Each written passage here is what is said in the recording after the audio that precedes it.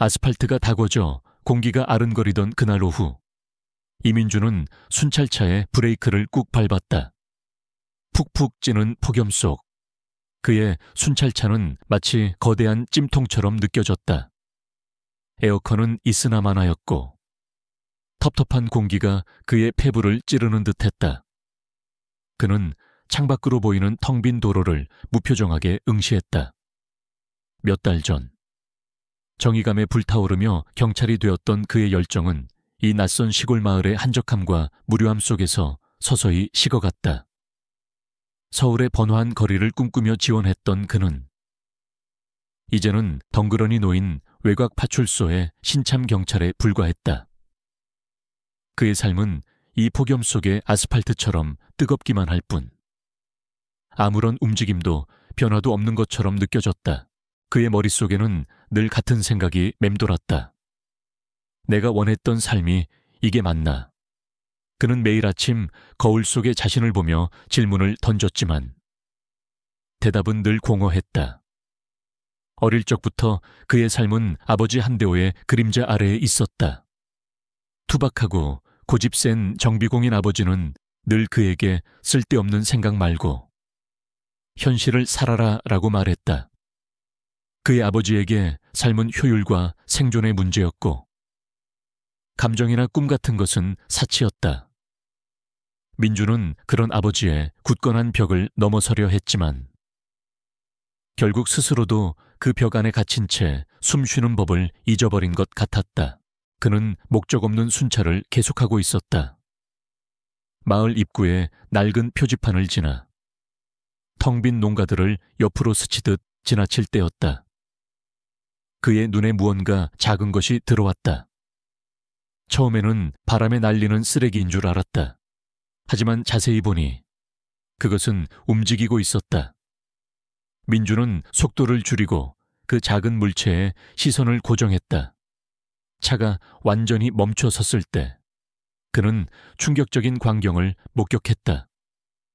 새하얀 털을 가진 새끼 백구 2마리가 도로 한가운데에 서 있었다. 그들은 뜨거운 아스팔트 위에서 위태롭게 비틀거리고 있었다. 새끼 백구들은 마치 눈물을 머금은 듯 촉촉하고 반짝이는 눈으로 민준의 차를 응시하고 있었다. 한 마리는 필사적으로 2발로 서서 마치 애원하듯 앞발을 모으고 있었다. 다른 한 마리는 이미 힘이 다한 듯 주저앉아 헐떡이고 있었다. 민준의 심장이 쿵 하고 내려앉았다. 그의 머릿속에 번개처럼 스치는 질문들이 있었다. 어미는 어디 있지? 대체 누가 이 무더위 속에 이들을 버렸을까? 그의 직업적 본능이 소리쳤다. 신고해라. 이건 동물보호센터의 일이야. 괜한 문제에 휘말리지 마. 하지만 그의 마음은 이미 그 작은 생명들에게로 향해 있었다. 민주는 차에서 내려 조심스럽게 다가갔다. 다궈진 아스팔트 위로 뜨거운 공기가 아지랑이처럼 피어오르고 있었다. 큰 개는 경계하며 한 발 뒤로 물러섰지만 작은 개는 그저 힘없이 바닥에 엎드려 있었다. 그의 손바닥은 이미 땀으로 축축했지만 그는 무정이를 들고 아무 말도 하지 않았다. 그는 이 장면을 그냥 지나칠 수 없다고 생각했다.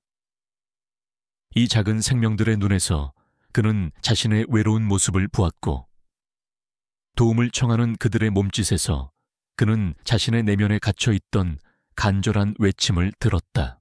민주는 순찰차에 있던 물통을 꺼내 손바닥에 물을 담아 작은 개에게 내밀었다. 목마름이 경계심보다 컸던 걸까? 작은 개는 조심스럽게 물에 혀를 담갔다. 시원한 물이 몸속으로 들어가는 것을 느끼자 작은 개는 고개를 들고 민준을 쳐다보았다. 얘들아, 엄마는 어디 갔니? 민준의 나지막한 목소리에 큰 개가 고개를 들었다. 그 맑고 순진한 눈동자는 민준을 똑똑히 바라보며 마치 무언가 말하고 싶어 하는 듯 했다. 민준은 주변을 둘러보았지만 어미개의 흔적은 어디에도 없었다. 빈집들을 뒤져보아도 마찬가지였다. 그들은 완전히 버려진 것 같았다. 파출소로 돌아온 민주는 동물보호센터에 연락했다. 하지만 돌아온 답변은 실망스러웠다. 폭염으로 직원이 부족해 내일 오후에나 가능하다는 것이었다. 내일 오후라니, 이 더위에 하룻밤을 더 버틸 수 있을까? 민준의 머릿속에 수많은 생각이 교차했다. 동료 경찰관들이 핀잔을 주었다. 이민준이, 이제는 걔까지 주워오는 거야. 쓸데없는 짓 좀 그만하고. 일이나 똑바로 해. 그들의 목소리는 아버지의 목소리처럼 차갑고 냉소적이었다. 하지만 민주는 이미 결심을 굳혔다. 그는 파출소 그늘에 임시로 자리를 마련하고 물그릇과 편의점에서 사온 강아지 사료를 놓아주었다. 두 마리는 물을 마시며 숨을 고르기 시작했다. 퇴근 시간이 되자 민주는 다시 고민에 빠졌다. 이들을 여기에 두고 가야 할까? 아니면 집에 데려가야 할까? 그는 이 작은 생명들을 파출소의 딱딱한 바닥에 홀로 남겨둘 수 없었다. 특히 큰 개는 민준의 바짓가랑이를 물고 늘어지며 그를 놓아주려 하지 않았다. 그들의 눈은 마치 우리를 버리지 마세요 라고 말하는 것 같았다. 민준은 그들을 외면할 수 없었다. 알겠다. 알겠어. 집에 가자. 민준은 두 마리를 안고 차에 태웠다. 작은 개에게는 순이, 큰 개에게는 설화라는 이름을 지어주었다. 순박하고 순수한 눈을 가진 순이와 눈처럼 하얀 털을 가진 설화. 그들은 마치 민준의 삶에 새로운 빛을 가져다 줄 것처럼 보였다. 하지만 민준은 알지 못했다. 이 작은 결정 하나가 그의 삶뿐만 아니라 그의 가족에게 얼마나 큰 변화와 기적을 가져다 줄지. 그는 단지 그들의 간절한 눈빛을 외면할 수 없었을 뿐이었다. 이민준의 오래된 승용차는 익숙한 골목으로 들어섰다. 보조석 발치에 놓인 상자 안에서 순이와 설화는 조용히 몸을 웅크리고 있었다. 그들은 낯선 환경에 겁을 먹은 듯 낑낑거리지도 않고 그저 숨죽이고 있었다. 민주는 차를 멈추고 한참 동안 그들을 바라보았다. 이 작은 생명체들은 그의 삶에 불쑥 들어온 예기치 않은 손님들이었다. 그는 이들을 데리고 집으로 돌아가는 것이 어떤 소동을 일으킬지 짐작하고 있었다. 하지만 그는 그들의 간절한 눈빛을 외면할 수 없었고 이미 그들과 함께하기로 결심한 이상 되돌아갈 수는 없었다. 차에서 내린 민주는 조심스럽게 상자를 들고 차고로 향했다. 그의 집은 아버지 한대호의 투박한 손길이 곳곳에 묻어 있었다. 마당 한쪽에는 낡은 트럭이 세워져 있었고 그 옆 차고에서는 늘 쇠붙이와 기름 냄새가 났다. 그곳은 아버지의 영역이었고 민주는 그곳을 들어설 때마다 숨이 막히는 듯한 압박감을 느꼈다. 그는 우선 차고 한쪽에 임시로 자리를 마련했다. 낡은 담요 2장을 깔고 물그릇과 사료그릇을 놓았다. 순이와 설화는 상자에서 내려와 조심스럽게 냄새를 맡았다. 설화는 경계심을 풀지 않고 민준의 뒤를 따라다녔지만 순이는 이미 지쳐서 인지 낡은 담요 위에 힘없이 엎드렸다. 집 안으로 들어서자마자 예상했던 대로 무거운 침묵이 흘렀다. 어머니 박미숙은 저녁 식사를 준비하고 있었고 아버지는 거실 소파에 앉아 텔레비전을 보고 있었다. 그의 등은 늘 그랬듯이 굳건하고 무표정했다. 아버지는 민준을 힐끗 보더니 다시 텔레비전으로 시선을 돌렸다. 민준은 아무렇지 않은 척 소파에 앉아 아버지를 보았다. 하지만 그의 마음은 이미 초조함으로 가득 차 있었다. 그는 먼저 말을 꺼내야 했다. 아빠, 저 오늘 순찰 중에 강아지 2마리를 발견했어요. 민준의 말에 아버지의 표정이 미묘하게 변했다. 강아지, 그의 목소리는 낮고 차가웠다. 민주는 아버지를 보며 조심스럽게 말을 이었다. 네, 어미 잃은 새끼들이었는데 폭염 속에 방치되어 있었어요. 그냥 두고 올 수가 없어서. 그의 말이 차에 끝나기도 전에 아버지는 텔레비전을 끄고 일어섰다. 그래서 집에 데려왔다는 말이야. 경찰이 걔나 주워와서 뭐 하겠다고. 쓸데없는 짓 좀 그만해라. 아버지의 목소리는 높아졌고 그 안에는 민준의 행동에 대한 노골적인 불만이 담겨 있었다. 아버지, 그냥 하루 이틀이에요. 동물보호센터에 연락해 놨으니까. 민준이 해명하려 했지만 아버지는 듣고 싶지 않은 듯 말을 잘랐다. 개 키우려고 경찰 됐나? 저런 잡종들이. 괜히 이상한 병균이나 올물나. 아버지의 날카로운 말들은 민준의 가슴에 비수처럼 박혔다. 그는 10년 넘게 아버지에게서 이런 종류의 비난을 들어왔다. 그의 모든 행동은 아버지의 기준에서 벗어난 쓸데없는 짓이었다. 아버지에게는 오직 돈을 벌고 생존하는 것만이 중요했다. 동물은 그저 하찮은 존재일 뿐이었다. 민주는 더 이상 말대꾸할 수 없었다. 아버지의 목소리가 높아질수록 순이와 설화는 더 작아졌고 민준의 마음은 더 무거워졌다. 그때 어머니 박미숙이 조용히 다가와 민준의 어깨를 토닥였다. 그녀는 아무 말도 하지 않았지만 그녀의 눈빛에는 이해와 위로가 담겨 있었다. 어머니는 조용히 차고로 향했다. 그녀는 그곳에 있는 순이와 설화를 보고 놀란 표정을 지었지만 이내 따뜻한 미소를 지었다. 그녀는 그들을 쓰다듬으며 조용히 속삭였다. 아이고, 이 더운 날 얼마나 힘들었을꼬. 그녀는 먼저 물그릇을 가져다 주었고 그들이 허겁지겁 물을 마시는 것을 보며 안타까운 표정을 지었다. 어머니는 민준에게 물었다. 사료는 사왔니? 배가 많이 고팠을 텐데. 민준은 고개를 끄덕였다. 네, 편의점에서 조금 사왔어요. 어머니의 따뜻한 시선은 아버지의 냉랭한 시선과 극명한 대조를 이루었다. 민준은 어머니의 존재가 그의 삶에 얼마나 큰 위안을 주는지 다시 한번 깨달았다. 그날 저녁 식사는 무거운 침묵 속에서 진행되었다. 아버지는 아무 말도 하지 않았고 어머니와 민준 역시 조용했다. 숟가락과 젓가락이 그릇에 부딪히는 소리만이 정적을 깼다. 민준은 밥알을 씹으며 멍하니 있었다.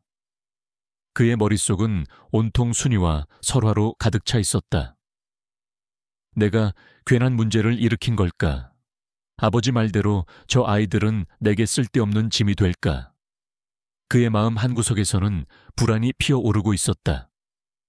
하지만 동시에 그는 새로운 종류의 책임감을 느끼고 있었다. 그는 이 작은 생명들을 지켜야만 했다. 그들의 눈빛은 그에게 새로운 목적을 주었다. 밤이 깊어가자 민주는 잠 못 이루고 차고로 향했다. 순이와 설화는 낡은 담요 위에 몸을 웅크리고 잠들어 있었다. 민주는 그들 옆에 앉아 한참 동안 그들을 바라보았다. 낯선 환경이 무서웠을 텐데도 그들은 꼬리를 살짝 흔들며 편안함을 표현했다. 민주는 그들의 작은 몸을 쓰다듬었다. 따뜻하고 부드러운 털의 감촉이 그의 손에 전해졌다. 그 순간 민주는 깨달았다. 이 작은 생명들은 그의 삶에 들어와 그가 잊고 살았던 따뜻함과 소중함을 다시 일깨워주고 있었다. 그의 아버지가 쓸데없는 짓이라고 비난했던 이 행동은 사실 그가 살아가는 이유를 찾아가는 첫걸음이었다. 민주는 그들을 차고 한쪽에 마련한 임시 거처에 두고 낡은 담요를 덮어주었다. 그리고 그제야 안심이 된 듯 발걸음을 돌렸다. 며칠이 지나면서 순이와 설화는 한대호의 차고에 조금씩 적응해갔다. 그들의 존재는 여전히 한대호에게 불편한 침묵을 가져다 주었지만 한편으로는 집안의 무거운 공기를 조금씩 희석시키는 역할을 했다. 한대호는 여전히 그들을 향해 저런 잡종들이라고 부르거나 핀잔을 주었지만 이민주는 아침에 차고로 나서는 아버지의 발걸음이 예전만큼 무겁지 않다는 것을 눈치챘다. 아버지는 그들을 향해 직접 사료를 주거나 물을 갈아주는 일은 없었지만 그들을 외면하지도 않았다. 그저 묵묵히 그들의 존재를 인정하고 있는 듯했다. 어머니는 이제 순이와 설화에게 직접 밥을 챙겨주며 그들을 살뜰히 보살폈고 민주는 그런 어머니와 강아지들의 모습에서 작은 위안을 얻었다. 하지만 한대호의 마음속 깊은 곳에서는 여전히 변화를 거부하는 무언가가 있었다. 그는 평생을 오직 자신의 능력과 힘으로만 살아왔고 감정이나 연민 같은 것은 나약한 것이라고 생각했다. 그는 순이와 설화가 가져온 이 작은 변화를 인정하고 싶지 않았다. 그것은 마치 그의 견고한 삶의 방식에 균열이 가는 것처럼 느껴졌기 때문이었다. 그는 여전히 낡은 차고에 틀어박혀 고장난 엔진을 수리하고 기름때 묻은 손으로 묵묵히 자신의 영역을 지키고 있었다. 그날 밤도 마찬가지였다. 한밤중에 갑자기 전기가 나가자 한대호는 예전에 쓰던 오래된 발전기를 점검하기 위해 차고로 향했다. 그 발전기는 소음이 심해서 그는 문을 닫고 혼자 작업하는 것이 습관이었다. 민주는 방문을 닫고 침대에 누워 있었다. 조용한 밤 공기를 뚫고 멀리서 들려오는 발전기의 웅웅거리는 소리가 그의 귀에 희미하게 들려왔다. 잠시 후 그 소리는 다시 잦아들었다. 민주는 아버지가 작업을 마쳤다고 생각하고 다시 잠을 청했다. 하지만 그가 막 잠에 들려고 할 때였다. 차고 쪽에서 무언가 이상한 소리가 들려왔다. 처음에는 바람 소리인 줄 알았다. 하지만 그것은 점점 더 크고 격렬해졌다. 평소 얌전하던 순이와 설화가 미친 듯이 짖기 시작한 것이다. 그들의 짖는 소리는 평소와 달리 날카롭고 절박했다. 민주는 이상한 예감에 휩싸였다. 그는 벌떡 일어나 방문을 열고 차고 쪽으로 달려갔다. 어두운 차고 안에서 그는 경악했다. 순이와 설화는 온몸에 힘을 주며 발전기가 있는 창고문을 발로 긁고 있었다. 그들의 울부짖음은 마치 무언가 끔찍한 일이 벌어지고 있다고 경고하는 듯했다. 무슨 일이야? 왜 그래? 민주는 순이와 설화를 진정시키려 했지만 그들은 민준의 말을 들을 틈도 없이 문을 향해 더욱 격렬하게 울부짖었다. 민주는 본능적으로 무언가 잘못되었다는 것을 직감했다. 그는 문고리를 잡고 문을 열려 했다. 하지만 문은 굳게 닫혀 있었다. 안에서 쾅 하는 소리가 들렸다. 민주는 온 힘을 다해 문을 두드렸다. 아버지, 괜찮으세요? 문 열어주세요. 하지만 안에서는 아무런 대답도 들려오지 않았다. 민준의 심장은 미친 듯이 뛰었다. 그는 자신의 몸을 던져 문을 향해 부딪혔다. 쾅쾅 몇 번의 격렬한 몸싸움 끝에 낡은 문이 삐걱거리며 열렸다. 문이 열리자마자 역한 냄새가 훅 빠져나왔다. 그것은 일산화탄소였다. 민주는 손으로 입을 막고 창고 안을 살폈다. 한대호는 발전기 옆에 주저앉아 있었다. 그의 얼굴은 이미 창백했고 눈은 흐릿했다. 아버지, 괜찮으세요? 민주는 아버지에게 달려가 그를 부축했다. 한대호는 간신히 고개를 들고 어지러워 라고 중얼거렸다. 민주는 온몸에 힘이 풀린 아버지를 끌어안고 창고 밖으로 끌고 나왔다. 조금만 더 늦었다면 그는 영원히 깨어나지 못했을 것이다.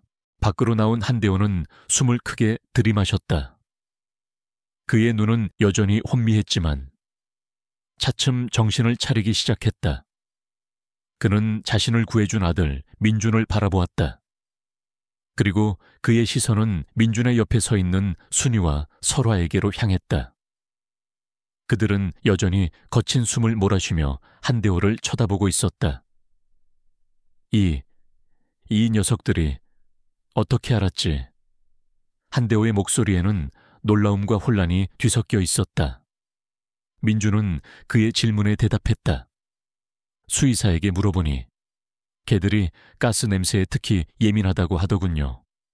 사람보다 훨씬 일찍 위험을 감지할 수 있대요. 한대호는 아무 말도 하지 않았다.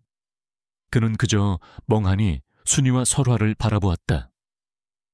그의 눈에 비친 그들의 모습은 더 이상 잡종이나 쓸데없는 짐이 아니었다. 그들은 자신을 죽음의 문턱에서 구해낸 구세주였다.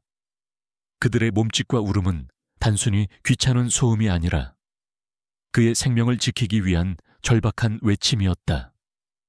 한대호는 고개를 떨구고 깊은 회한에 잠겼다.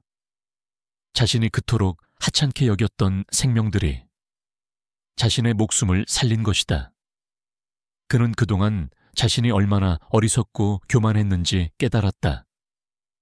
그는 순이와 설화가 가져온 기적을 부정할 수 없었다. 다음 날 아침, 한대호는 평소처럼 차고로 나섰다. 하지만 그의 발걸음은 어제와 달랐다. 그는 차고 문을 조용히 열고 순이와 설화에게 다가갔다. 그들은 밥그릇에 얼굴을 파묻고 사료를 먹고 있었다. 한대호는 그들의 머리를 조심스럽게 쓰다듬었다. 설화는 경계하며 고개를 들었지만 한대호의 손길이 부드럽다는 것을 느끼고 이내 몸을 그에게 기댔다. 한대호는 아무 말도 하지 않았지만 그의 눈빛은 따뜻했다. 그는 그동안 자신이 놓치고 있었던 삶의 소중한 가치를 깨닫고 있었다. 이 작은 생명체들은 그의 가족에게 단순한 행운을 가져다 준 것이 아니었다. 그들은 굳게 닫혔던 그의 마음의 문을 열어주고 그의 삶을 송두리째 바꾸어 놓았다. 한대호의 낡은 차고에서 시작된 작은 기적은 이민준의 가정에 새로운 온기를 불어넣었다. 더 이상 식탁에는 무거운 침묵이 흐르지 않았다. 아버지는 여전히 말이 없었지만 그의 눈빛은 전과 달랐다. 그는 더 이상 순이와 설화를 잡종이라고 부르지 않았고 대신 저 녀석들이라고 부르며 아침마다 직접 물그릇에 깨끗한 물을 채워 넣어주었다. 어머니의 얼굴에는 웃음꽃이 피어났고 민주는 그런 부모님의 모습을 보며 가슴 한구석의 묵은 체정이 내려앉는 것을 느꼈다. 순이와 설화는 이제 한대호의 영역이었던 차고를 넘어 집 안 곳곳을 자유롭게 돌아다니는 가족의 일원이 되었다. 그들은 이민준의 곁을 그림자처럼 따라다녔고 민준은 그들에게서 잊고 살았던 따뜻함과 위안을 얻었다. 경찰로서의 회의감과 무기력함은 이제 조금씩 사라지고 있었다. 그는 이 작은 생명들의 눈을 통해 세상을 다시 바라보기 시작했다. 그들의 순수한 눈은 그에게 삶의 가치를 일깨워 주었고 닫혔던 그의 마음의 문을 열어주었다. 민주는 이제 퇴근 후 순이와 설화를 데리고 동네 뒷산으로 산책을 나가는 것이 일상이 되었다.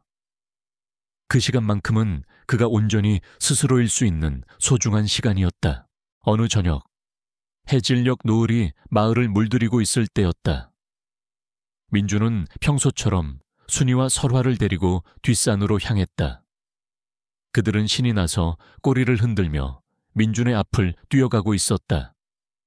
하지만 평화로운 풍경도 잠시, 평소 얌전하던 순이가 갑자기 걸음을 멈췄다. 그녀는 코를 킁킁거리더니 낮은 소리로 으르렁거렸다. 설화도 마찬가지였다. 그녀는 바짝 귀를 세우고 주위를 경계했다. 민주는 그들의 행동에 이상함을 느꼈다. 왜 그러니? 뭐가 있나? 민주는 순이의 눈을 바라보았다. 그녀의 맑은 눈동자는 불안과 경계심으로 가득 차 있었다. 순이는 민준의 발을 맴돌며 낑낑거렸다. 민주는 순이의 행동을 무시할 수 없었다. 그는 순이의 인도를 따라 산 위쪽으로 올라가 보았다. 그곳은 평소 사람들이 잘 다니지 않는 길이었다. 조금 더 올라가자 그는 끔찍한 광경을 목격했다. 풀숲 사이로 작은 불이 번지기 시작하고 있었다. 아직은 경미한 수준이었지만 바람이 불면 순식간에 마을까지 번질 수 있는 위험한 상황이었다. 민주는 소름이 돋았다. 그는 급히 소방서에 신고했고 초기 진화로 큰 화재를 막을 수 있었다. 소방서 팀장은 민준에게 말했다. 만약 조금이라도 늦었더라면 마을 전체가 정전될 뻔했네. 송전선까지 타버릴 뻔했거든. 민주는 순이와 설화의 예민한 후각과 본능적인 행동이 마을을 구했다는 것을 깨달았다. 이 일이 알려지자 마을 사람들은 순이와 설화를 신통한 개들이라며 칭찬했다. 그들은 더 이상 단순히 유기견이 아니었다. 그들은 마을을 지켜주는 복덩이이자 수호신이었다. 하지만 민준의 마음 한구석에는 불안이 자리 잡기 시작했다. 야간 순찰 중에 발견한 이상한 것 때문이었다. 골목 곳곳에 소시지 모양의 미끼들이 던져져 있었던 것이다. 처음엔 누군가 개들에게 줄 간식인 줄 알았다. 하지만 순이의 반응이 이상했다. 평소 식탐이 있던 순이는 냄새만 맡고 고개를 돌렸고 설화도 마찬가지였다. 그들은 본능적으로 무언가 위험하다고 느끼는 것 같았다. 민주는 조심스럽게 그것들을 수거했다. 겉보기엔 평범한 소시지 같았지만 코를 찌르는 듯한 묘한 단내가 났다. 너무 인위적인 냄새였다.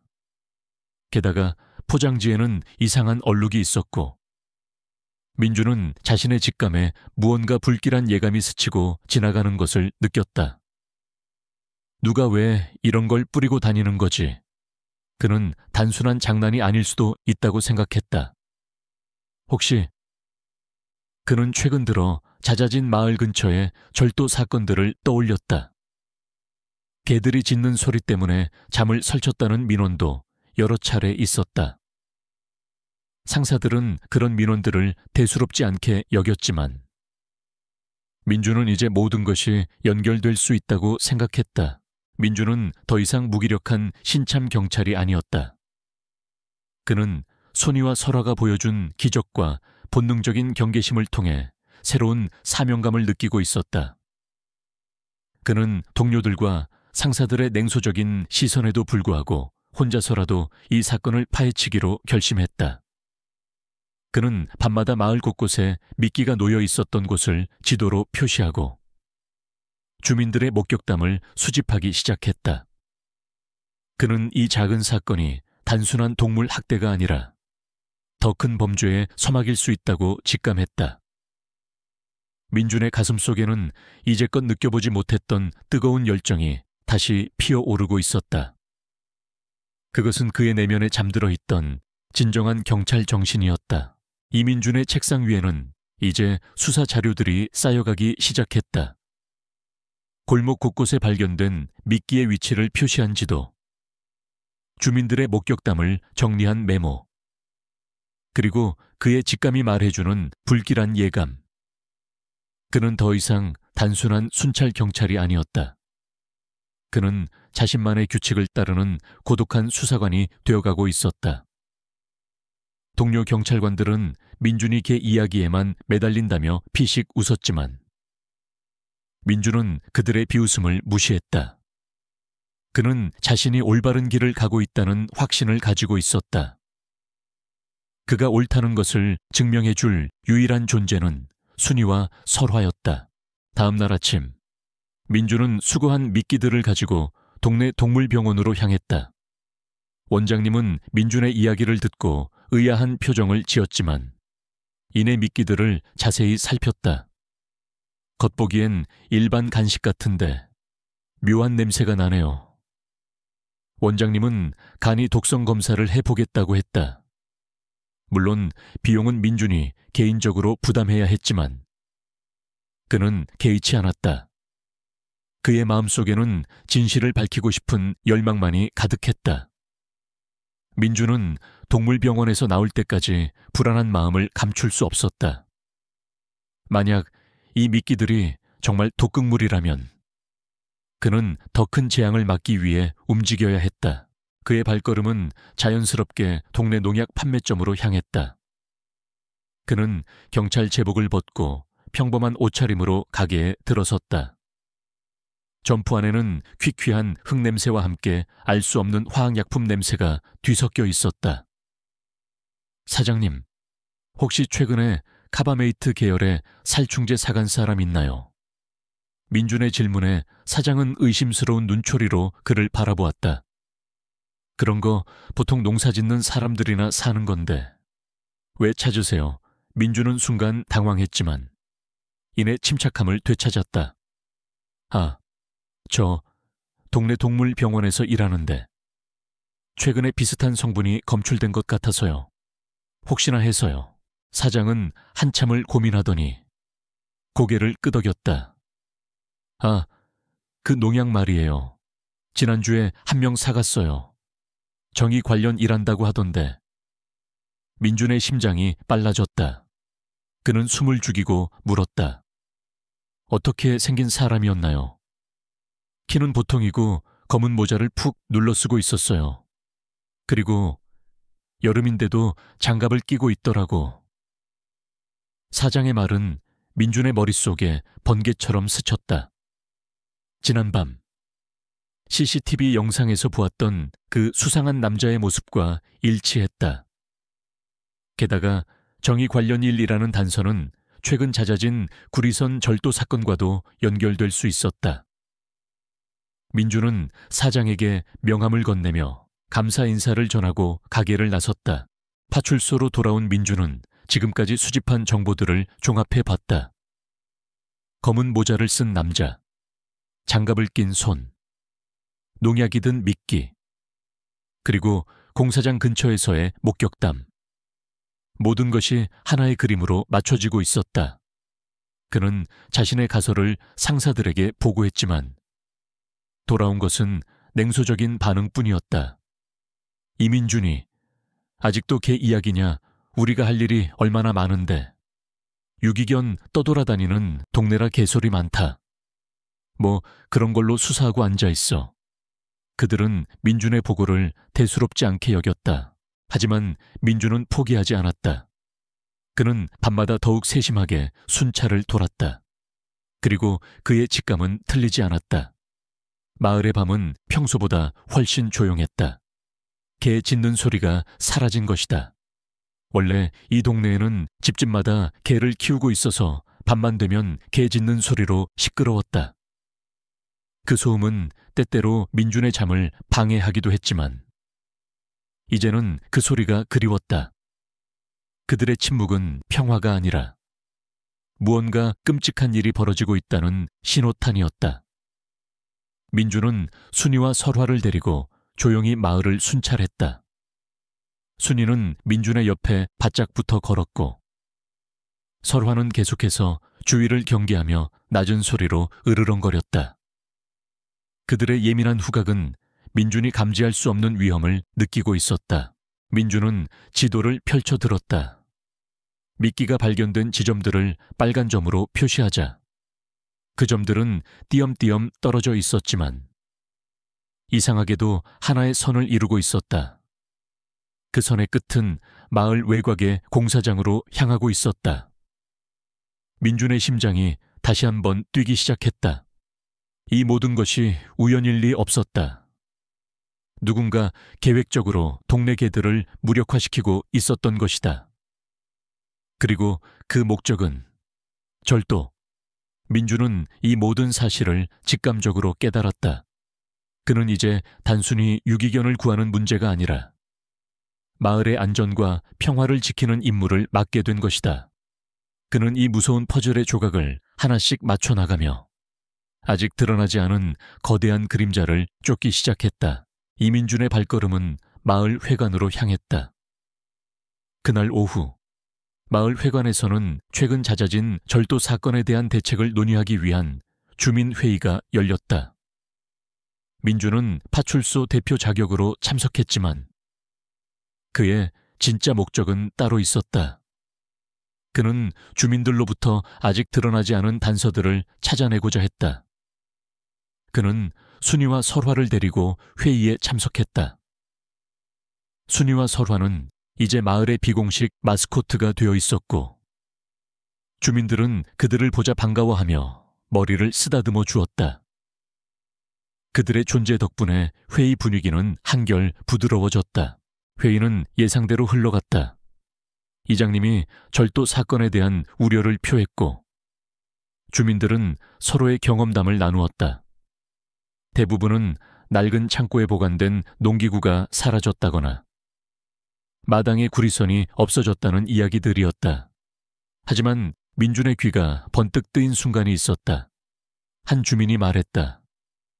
요즘 밤에 개 짖는 소리가 많이 줄었네요. 덕분에 잠은 편히 잡니다. 다른 주민들도 고개를 끄덕였다. 맞아요. 원래 이 동네 개들이 워낙 많이 짖었는데 며칠 전부터 조용해졌어요. 그게 좋은 거 아니에요. 민주는 속으로 무릎을 쳤다. 그게 좋은 게 아니에요. 그는 겉으로는 미소를 지으며 질문했다. 그게 언제부터였나요? 한 주민이 기억을 더듬으며 대답했다. 글쎄요. 한 이틀 전부터인가 갑자기 조용해졌어요.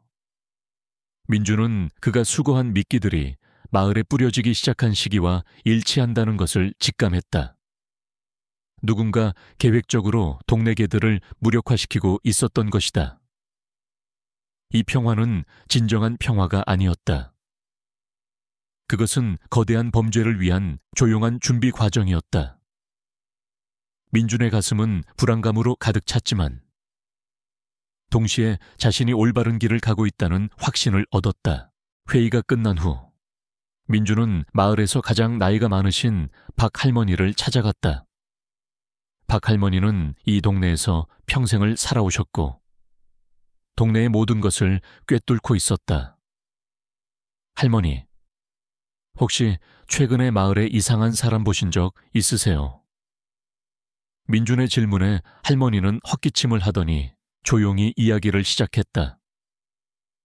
경찰관님, 사실 내가 저번에 파출소에 신고하려고 했었는데 며칠 전 밤에 말이야. 우리 골목을 지나가는 수상한 남자를 봤어. 할머니의 말에 민준의 귀가 번뜩 열렸다. 그 사람이 어떻게 생겼는지 기억나세요? 할머니는 손으로 검은 모자를 푹 눌러 쓴 동작을 하며 말했다. 키는 보통이고 검은 모자를 푹 눌러 썼었지. 얼굴은 잘 안 보이던데. 그리고 말이야. 이 더운 날씨에 장갑을 끼고 있더라고. 민주는 메모장에 검은 모자, 장갑이라고 빠르게 적었다. 손전등도 없이 어둠 속에서 뭔가를 던지는 것 같았어. 개 사료 같은 거 작은 봉지들을 여기저기 던지더라고.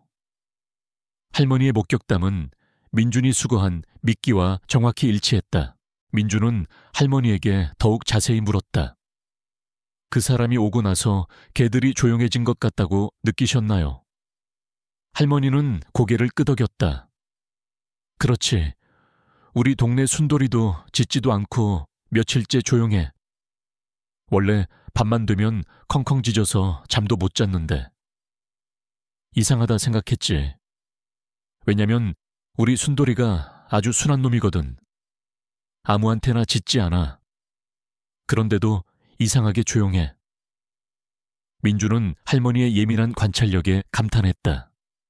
그는 할머니에게 감사 인사를 전하고 집까지 바래다 드렸다. 집으로 돌아온 민주는 순이와 설화와 함께 할머니가 말한 골목으로 향했다. 어둠 속에서 손전등을 비춰보니 과연 또 있었다. 소시지 모양의 미끼들이 곳곳에 흩어져 있었다. 이번엔 양도 더 많았고 배치도 더 체계적이었다. 마치 일정한 강역으로 계획적으로 뿌린 것 같았다. 민주는 고무장갑을 끼고 미끼들을 조심스럽게 수거했다. 순이는 냄새를 맡더니 재빨리 고개를 돌리며 민준의 뒤로 숨었다. 그녀의 행동은 이 미끼들이 단순한 간식이 아니라는 것을 다시 한번 증명해 주었다. 민준은 미끼 포장지에 남은 미세한 플라스틱 조각들을 확대경으로 살폈다. 그리고 코를 찌르는 듯한 묘한 냄새를 다시 한번 맡았다. 농약 냄새와 비슷했다. 그는 이 모든 것이 우연이 아니라는 것을 확신했다. 마을의 평화는 겉보기에만 그럴듯했다. 어둠 속에서 누군가 치밀하게 계획을 세우고 있었고 순이와 설화만이 그 위험을 감지하고 있었던 것이다. 민주는 아직 진실의 전모를 알지 못했지만 작은 단서들이 하나씩 모이기 시작하면서 거대한 그림의 윤곽이 드러나고 있었다. 그는 이제 그 그림자를 쫓아 어둠 속으로 더 깊이 들어가야만 했다. 이 작은 마을의 평화를 지키기 위해 이민준의 발걸음은 더 이상 가볍지 않았다. 그는 지금 단순한 순찰 임무를 수행하는 것이 아니었다. 그는 어둠 속에 숨어있는 그림자를 쫓고 있었다. 민준은 파출소에서 가장 낡은 순찰차를 타고 마을 외곽에 있는 공사 현장으로 향했다. 그곳은 지도에 빨간 점으로 표시된 미끼 발견 장소와 가장 가까운 곳이었다. 그는 순이와 설화를 조수석에 태웠다. 그들의 예민한 후각과 본능이 필요했기 때문이다. 밤의 공기는 낮의 폭염과 달리 차가웠지만 민준의 등줄기에는 식은땀이 흘렀다. 그는 혼자였다. 상부의 승인도 없이, 동료들의 도움도 없이 오직 그와 두 마리의 개뿐이었다. 민준은 공사 현장에서 조금 떨어진 덤불 뒤에 차를 세웠다. 시동을 끄고 창문을 살짝 열자 풀벌레 소리와 함께 낡은 건물이 바람에 흔들리는 소리가 들려왔다. 순이와 설화는 조용히 주변을 경계했다. 그들의 눈빛은 어둠 속에서도 빛나고 있었다. 민주는 손에 휴대폰을 쥐고 동영상 촬영 기능을 켜두었다. 혹시 모를 상황에 대비하기 위함이었다. 1시간, 2시간, 시간이 흐를수록 민준의 몸은 굳어갔다. 추위와 긴장감이 그의 온몸을 짓눌렀다. 새벽 2시가 가까워질 무렵 민준의 귀에 미세한 발소리가 들려왔다. 그는 숨을 죽이고 발소리가 나는 쪽으로 시선을 돌렸다. 저 멀리 어둠 속에서 무언가 움직이는 그림자가 보였다. 검은 모자를 푹 눌러쓴 남자였다.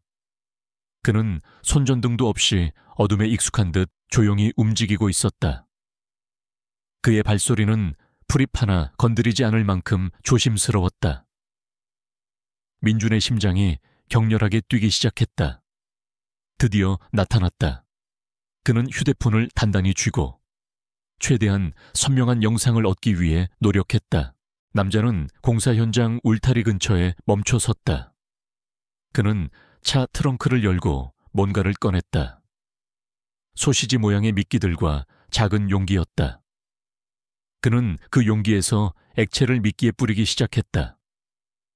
민주는 그 냄새를 맡을 수 없었지만 순이와 설화의 반응은 격렬했다.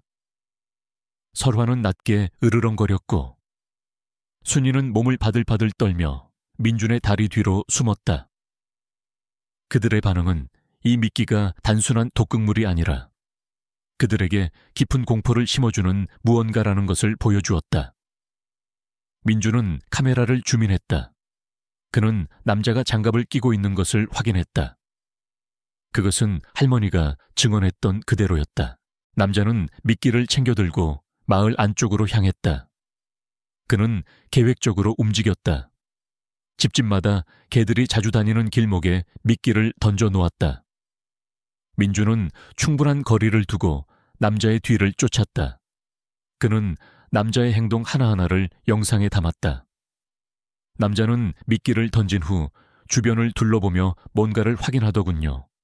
아마 방범 카메라의 위치나 훔칠 물건들을 파악하는 것 같았다. 민주는 온몸의 신경을 곤두세웠다. 1시간 정도 지나자 남자는 다시 차로 돌아갔다. 그는 미끼를 던지는 것 외에 다른 행동은 하지 않았다. 그것은 마치 범죄를 위한 예비 행동과 같았다. 남자는 채 올라탔다. 민주는 그의 차종과 번호판 일부를 다시 한번 영상에 담았다. 그때 설화가 갑자기 흥분하며 짖기 시작했다. 민주는 당황하며 설화의 입을 막았다. 설화야, 조용히 해. 하지만 이미 늦었다. 남자는 설화의 짖는 소리를 듣고 주위를 경계했다. 그는 룸미러를 통해 덤불 뒤에 있는 민준의 차를 발견한 듯 했다. 남자는 급히 엑셀을 밟았고 차는 순식간에 어둠 속으로 사라졌다. 민준은 놓쳤다는 생각에 분노와 좌절감을 느꼈다. 하지만 그는 중요한 단서를 발견했다.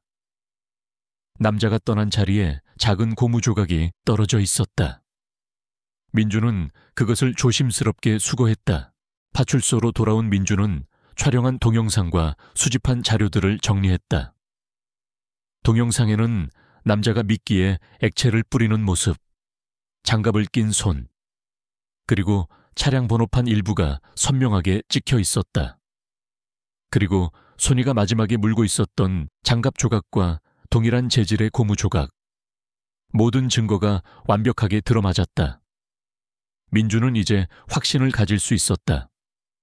범인은 정의 관련 업체에서 일하는 사람이고 밤마다 독이 든 미끼를 뿌려 개들을 무력화시킨 후 구리선과 케이블을 훔치고 있었던 것이다. 민주는 순이와 설화의 머리를 쓰다듬어 주었다.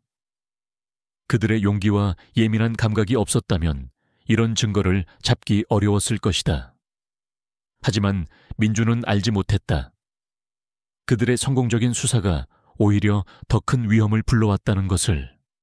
범인은 이제 자신의 정체가 발각되었다는 것을 눈치챘고 그는 그를 쫓는 이민준과 그를 도왔던 순이와 설화에게 복수하기 위해 또 다른 끔찍한 계획을 세우기 시작했다. 민준의 승리는 이제 막 시작된 것이었다. 이민준은 그날 밤 내내 불안한 예감에 휩싸여 있었다. 파출소에서 도망친 남자의 차를 놓친 후 그의 마음속에는 알 수 없는 공포가 자리 잡았다. 그는 범인이 자신의 정체가 발각되었다는 것을 눈치챘을 것이고 자신에게 복수하기 위해 가장 취약한 부분을 공격할 것이라고 직감했다. 민준의 눈앞에는 순이와 설화의 모습이 아른거렸다. 그는 잠을 이룰 수 없었다. 침대에 누워 뒤척이던 그는 문득 이상한 정적을 느꼈다. 평소라면 마당에서 들려왔을 강아지들의 희미한 숨소리가 들리지 않았다. 민주는 벌떡 일어나 창문을 열고 마당을 살폈다. 낡은 창고 앞. 순이와 설화가 평소 자던 자리에는 설화 혼자 몸을 웅크린 채 잠들어 있었다. 순이는 어디 갔지? 민주는 심장이 철렁 내려앉았다. 그는 조용히 마당으로 나갔다.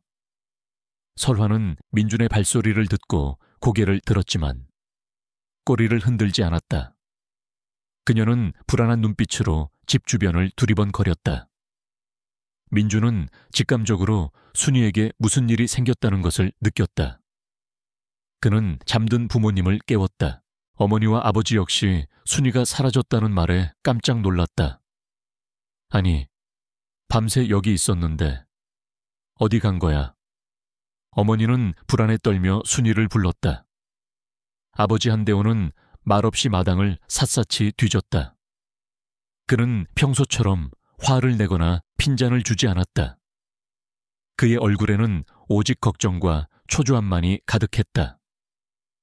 그의 마음속에서 순이와 설화는 이미 단순한 개가 아니라 자신의 목숨을 구해준 가족이었다. 그들은 함께 마을 주변을 샅샅이 뒤졌다. 전봇대 아래, 덤불 속, 그리고 집 주변의 모든 구석을. 하지만 순이의 모습은 어디에도 보이지 않았다. 2시간이 넘도록 수색을 계속했지만 아무런 소득도 없었다. 민주는 좌절감에 고개를 떨구었다. 내 탓이야. 내가 괜히 이 사건에 손을 대서 이 모든 것이 다 내 책임이야. 그의 마음속에는 자책감이 들끓었다. 그때 설화가 갑자기 흥분하며 컹컹 짖기 시작했다. 그녀는 마을 외곽의 들판 쪽을 바라보며 연신 꼬리를 흔들었다. 민주는 설화가 무언가 발견했다는 것을 직감하고 그쪽으로 달려갔다. 들판 끝, 낡은 오두막집 근처에서 순이가 비틀거리며 걸어오고 있었다. 순이야, 민주는 순이의 이름을 부르며 달려갔다. 하지만 순이의 상태는 심각했다. 그녀는 몸을 제대로 가누지 못했고 입게는 거품을 물고 있었다. 그녀의 눈은 이미 초점을 잃어가고 있었고 꼬리는 힘없이 축 늘어져 있었다. 민주는 순이를 안고 조용히 눈물을 흘렸다. 순이야, 왜 그랬어? 왜? 그는 순이를 안고 동물병원으로 미친 듯이 달려갔다. 하지만 그는 이미 알고 있었다. 그녀의 시간이 얼마 남지 않았다는 것을. 수의사는 순이의 상태를 확인하고 고개를 가로저었다.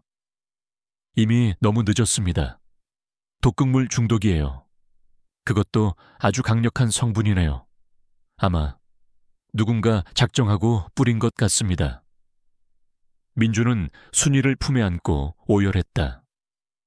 그의 아버지는 묵묵히 민준의 옆에 서서 순이의 머리를 쓰다듬었다. 한대호의 눈은 이미 붉어져 있었다. 그가 그토록 외면하고 싶어 했던 감정들이 이제야 터져나오기 시작했다. 그는 이 작은 생명체에게서 가족의 의미를 배웠고 삶의 소중함을 깨달았다. 그의 눈물은 후회와 슬픔으로 가득했다. 순이는 마지막 힘을 다해 민준의 손을 핥았다. 그녀는 힘없이 꼬리를 한번 흔들더니 민준의 품에서 조용히 눈을 감았다. 순이의 희생은 슬프지만 헛되지 않았다. 수의사는 순이의 입안에서 아주 미세한 고무 조각을 발견했다. 이건 보통 물질이 아닌데요. 아주 미세한 성분 분석이 필요할 것 같습니다. 민주는 그 조각이 범인이 던졌던 미끼와 그리고 그가 끼고 있던 장갑과 연결된 마지막 퍼즐 조각이라는 것을 직감했다. 순이는 죽는 순간까지 자신의 몸을 던져 민준에게 결정적인 증거를 가져다 주었던 것이다. 그녀의 희생은 복수를 위한 것이 아니라 사랑하는 사람들을 지키기 위한 마지막 몸부림이었다. 순이의 장례는 조용히 치러졌다. 작은 무덤이 집마당 한켠에 마련되었고 그 위에는 용감한 순이라는 작은 나무 팻말이 세워졌다. 가족 모두가 슬픔에 잠겼다. 하지만 이 슬픔 속에서 그들은 더욱 하나가 되었다. 아버지는 더 이상 차가운 표정을 짓지 않았다. 그는 순이의 무덤 앞에서 말없이 눈물을 흘렸다. 민주는 아버지의 변화에 가슴이 뭉클했다. 순이는 자신의 죽음을 통해 가족의 닫힌 문을 활짝 열어주었던 것이다. 민주는 순이의 희생이 헛되지 않도록 해야 한다고 다짐했다. 그는 수의사가 발견한 고무 조각을 들고 파출소로 향했다. 이제 더 이상 상부의 핀잔이나 동료들의 비웃음은 그에게 중요하지 않았다. 그는 순이의 희생에 대한 책임을 느껴야 했다. 그는 범인을 반드시 잡아야만 했다. 그의 가슴 속에는 슬픔과 함께 뜨거운 복수심이 타올랐다. 이 싸움은 이제 개인적인 복수이자 소중한 생명을 지키기 위한 마지막 사투였다. 이민준의 슬픔은 분노는 맹렬한 수사 의지로 변했다. 손이의 희생은 단순한 비극이 아니었다. 그것은 진실을 향한 길을 밝혀준 등불이었다. 민주는 자신의 슬픔을 억누르고 책상 위에 흩어져 있는 자료들을 다시 한번 정밀하게 살폈다. 동물병원에서 받은 부검 결과 보고서, 손이가 마지막으로 물고 있었던 고무 조각, 그리고 이제는 잊을 수 없는 그 남자의 얼굴. 모든 것이 하나의 방향을 가리키고 있었다. 그는 더 이상 상부의 핀잔이나 아버지의 냉랭한 시선에 갇혀 있을 수 없었다. 이 싸움은 이제 손이를 위한 것이었고 스스로의 정의를 위한 것이었다. 민주는 망설임 없이 파출 소장에게 달려갔다. 소장님, 긴급 수사 보고입니다. 제가 수집한 증거들이 모두 한 사람을 가리키고 있습니다. 이건 단순한 동물 학대가 아니라 절도를 위한 치밀한 계획 범죄입니다. 민준의 눈은 흔들림 없이 확신에 차 있었다.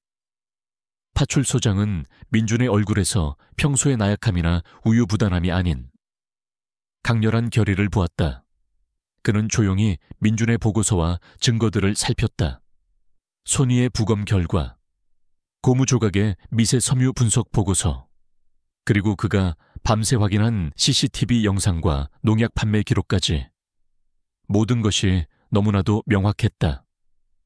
자네, 이 모든 걸 혼자서 한 건가? 소장의 목소리에는 놀라움과 함께 깊은 감탄이 섞여 있었다. 민주는 고개를 끄덕였다. 손이가 마지막으로 저에게 알려준 증거입니다. 이대로 놔둘 수 없습니다. 소장은 깊은 한숨을 내쉬더니 고개를 끄덕였다. 알겠다. 본부에 연락해서 수색영장을 발부받겠다. 자네가 주도적으로 진행해. 그리고 이번 일은 자네가 옳았네. 미안하다. 소장의 사과에 민주는 고개를 숙였다. 영장이 발부되자마자 민주는 가장 먼저 용의자 김모 씨의 집으로 향했다. 김모 씨는 한적한 외곽에 위치한 낡은 단독주택에 살고 있었다. 집은 겉보기에는 평범했지만 마당 한쪽에 놓인 낡은 창고에서 퀴퀴한 냄새가 풍겨왔다. 민주는 영장을 제시하고 창고 문을 열었다. 창고 안은 어수선했지만 그의 눈은 즉시 한 가지에 꽂혔다. 벽 한쪽에 걸린 검은색 모자와 작업용 절연 장갑. 손이가 마지막으로 물고 있었던 고무 조각과 동일한 재질의 장갑이었다. 그 옆으로는 구리 케이블을 다듬는 데 사용하는 공구들이 가지런히 놓여 있었다. 결정적인 증거였다. 그때 집 안에서 김모 씨가 걸어 나왔다. 그는 평소처럼 검은색 모자를 쓰고 있지 않았지만 민주는 CCTV에서 보았던 그 나측은 얼굴을 한눈에 알아보았다. 김모 씨는 민준을 보자마자 얼굴이 사색이 되었다. 그의 눈은 민준의 뒤에 서 있는 설화를 보고 공포에 질린 듯 크게 뜨였다. 이게 무슨... 김모 씨는 말을 더듬었다. 민준은 냉정하게 말했다. 김모 씨, 당신을 동물 학대 및 절도 혐의로 체포합니다. 묵비권을 행사할 수 있으며 변호사를 선임할 수 있습니다. 민준의 말에 김모 씨는 잠시 멍하니 서 있다가 이내 뒤돌아 도망치려 했다. 하지만 이미 민준이 그를 잡기 위해 몸을 날린 후였다. 김모 씨는 저항했지만 민준의 힘을 당해낼 수 없었다. 체포된 김모 씨는 처음에는 모든 혐의를 부인했다.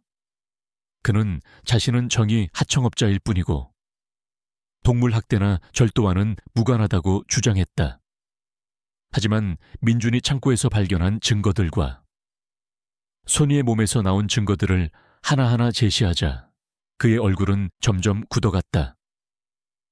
특히 손이가 마지막으로 물었던 장갑 조각에 대한 정밀 분석 결과를 들었을 때 김모 씨는 더 이상 버티지 못했다. 그는 고개를 떨구고 조용히 자백했다. 개들이 자꾸 짖어서 일을 할 수가 없었어요. 그래서 조용히 시키려고, 죽일 생각은 없었어요. 그냥 잠들게 하려고. 그의 변명은 처절했지만 민준에게는 아무런 의미가 없었다. 손이의 희생을 겪은 민준에게 그의 말은 공허한 변명일 뿐이었다. 김모 씨의 자백은 모든 의문을 풀어주었다. 그는 실제로 정의 하청업체에서 일하는 사람이었고 태양광 패널 공사 현장을 오가며 마을의 지형과 구조를 파악했다. 그리고 밤마다 독이 든 미끼를 뿌려 개들을 무력화시킨 후 값비싼 구리선과 케이블을 훔쳐 팔았다. 그의 범행은 단순한 절도 행위가 아니라 마을의 평화를 깨뜨리고 무고한 생명을 앗아간 잔인한 범죄였다. 모든 증거가 완벽하게 들어맞았고 그의 차량에서 미끼와 동일한 농약 성분이 발견되면서 그의 범죄는 완벽하게 입증되었다. 민주는 모든 수사를 마치고 파출소로 돌아왔다. 그의 얼굴에는 깊은 피로와 함께 안도감이 서려 있었다. 소니의 희생이 헛되지 않았다는 사실에 그는 조금이나마 위안을 얻을 수 있었다. 민주는 조용히 자신의 책상에 앉아 묵념했다. 그의 발치에는 설화가 조용히 앉아 있었다. 설화는 민준의 감정을 아는 듯 그저 조용히 그의 옆을 지켜주었다. 이제 다 끝났어. 소니도 편히 쉬겠지. 민준의 목소리가 떨렸다. 그때 파출소 문이 열리고 아버지 한대호가 들어섰다. 그는 묵묵히 서 있다가 민준의 앞에 다가왔다. 그의 손에는 작은 목줄이 들려 있었다. 그것은 소니가 생전에 사용하던 목줄이었다. 이게 마지막으로 소니가 썼던 거라던데 주인이 주는 게 맞는 것 같아서.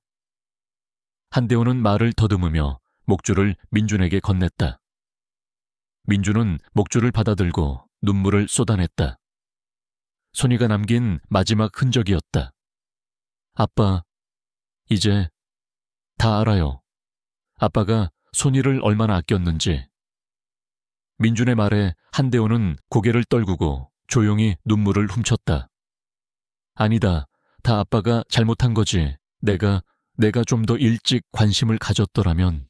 그날 저녁, 민준의 집 마당에서 소니의 작은 장례식이 열렸다. 민준, 한대호, 그리고 설화가 모여 조용히 소니의 마지막 길을 배웅했다. 한대호는 직접 소니의 작은 무덤을 만들고 그 위에 작은 나무 표지판을 세웠다. 표지판에는 용감한 소니라고 적혀 있었다. 그는 더 이상 소니를 저 녀석이라고 부르지 않았다.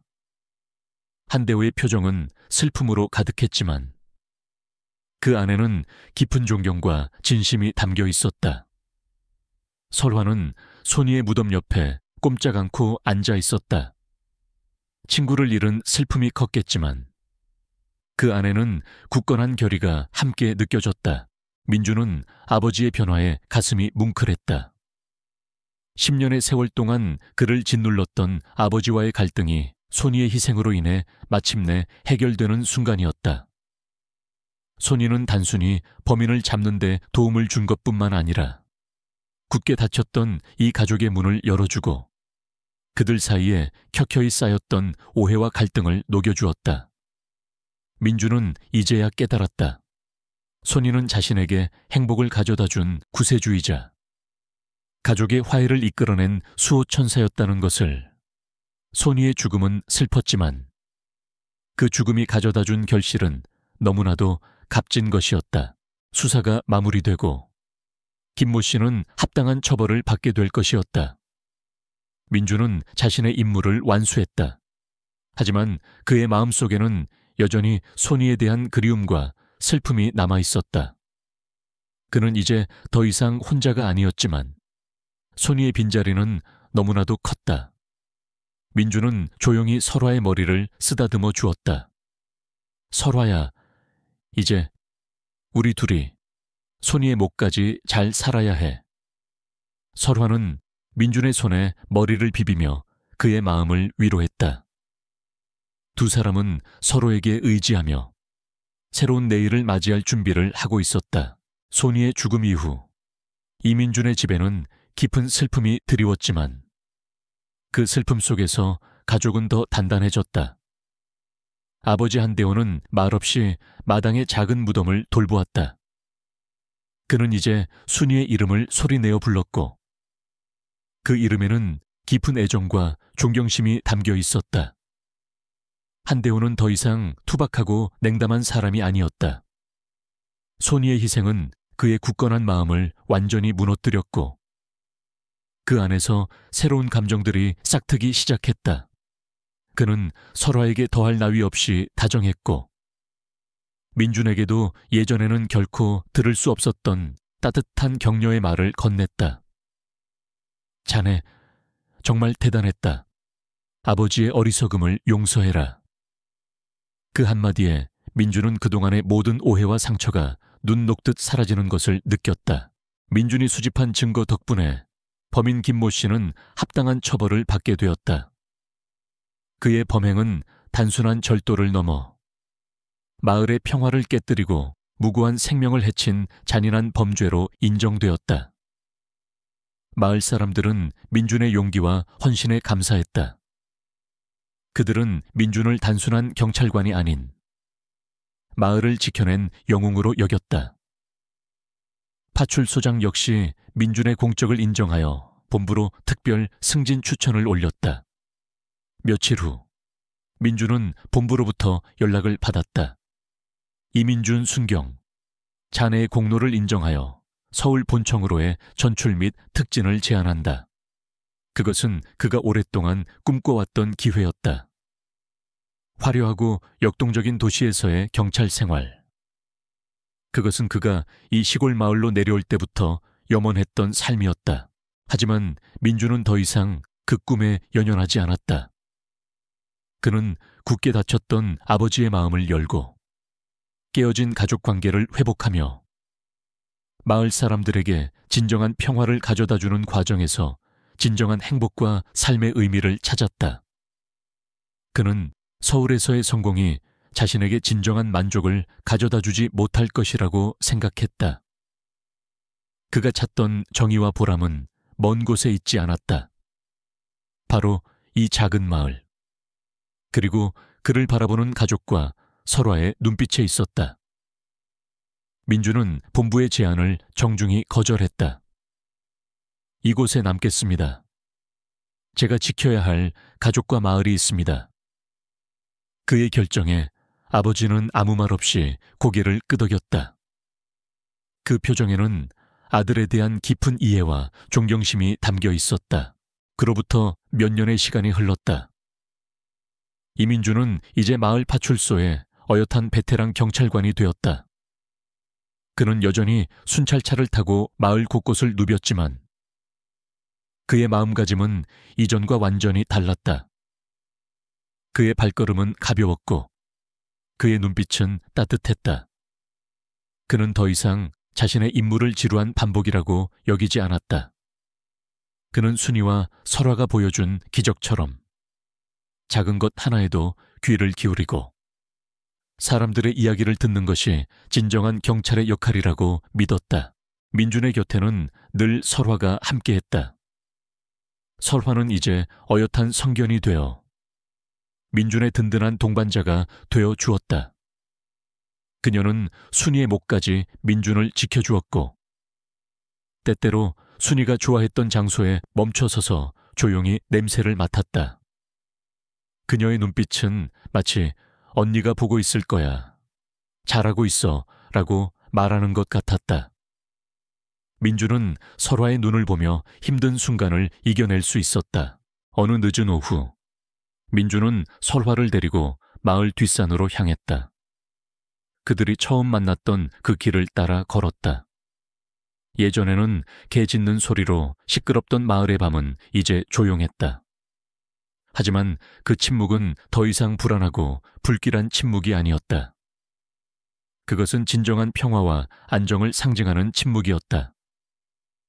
민준은 순이의 작은 무덤 앞에 섰다.